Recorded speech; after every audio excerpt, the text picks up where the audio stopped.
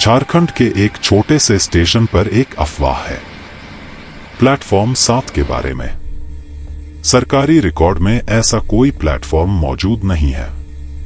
नक्शों में भी सिर्फ 6 प्लेटफॉर्म दर्ज हैं।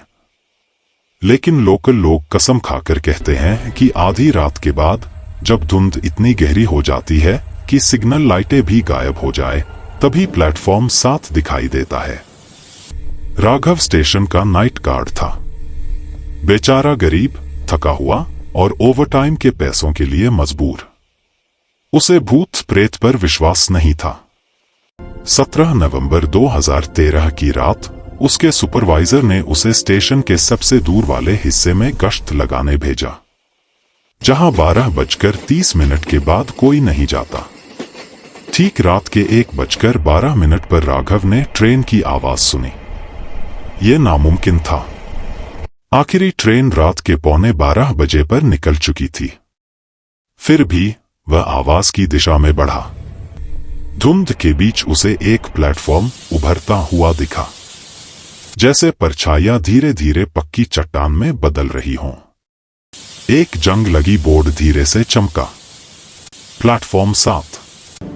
प्लेटफॉर्म पर एक ट्रेन खड़ी थी, पूरी तरह शांत। ना इंजन की आवाज, ना स्टेशन की घोषणा, कुछ भी नहीं। बस दरवाजे खुले हुए।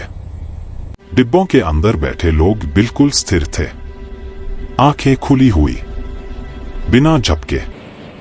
राघव की रीढ़ में सिहरन दौड़ गई। वह भागने को मुड़ा, तभी उसका वॉकी टॉकी क्रैकल हुआ।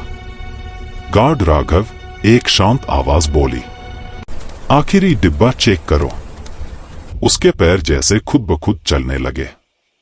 आखिरी कोच में उसे एक लड़की अकेली बैठी दिखी। सामान्य दिख रही थी, जिंदा। उसने धीरे से सिर उठाया और फुसफुसाई, भैया, इस ट्रेन का आखिरी स्टेशन कहाँ है? राघव कुछ कह पाता उससे पहले ट्रेन की लाइटें बुझ गईं। पूरी अंधेरा। जब रोशनी लौटी, ट्रेन गायब थी, प्लेटफॉर्म भी गायब।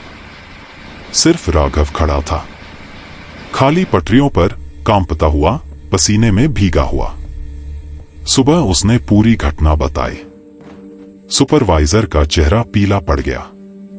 वह बिना कुछ बोले एक पुरानी लोहे की अलमारी खोला और एक फाइल निकाली। अंदर पिछले 40 सालों में गायब हुए लोगों की तस्वीरें थीं। राघव का खून जम गया। आखिरी फोटो में वही लड़की थी जो आखिरी डिब्बे में बैठी थी। 3 दिन बाद राघव नौकरी छोड़कर शहर छोड़ गया और 6 महीने बाद एक और गार्ड ने रात के 1:12 पर ट्रेन की आवाज सुनी और वॉकी टॉकी पर वही आवाज आई, आखिरी डिब्बा चेक करो। अगर आपको और ऐसे भूतिया कहानी सुननी हो तो नीचे दिए गए सब्सक्राइब और लाइक बटन को दबा दे, जिससे आपको और वीडियो देखने को मिलेगी। तो मिलते हैं अगले भूतिया कहानी के साथ।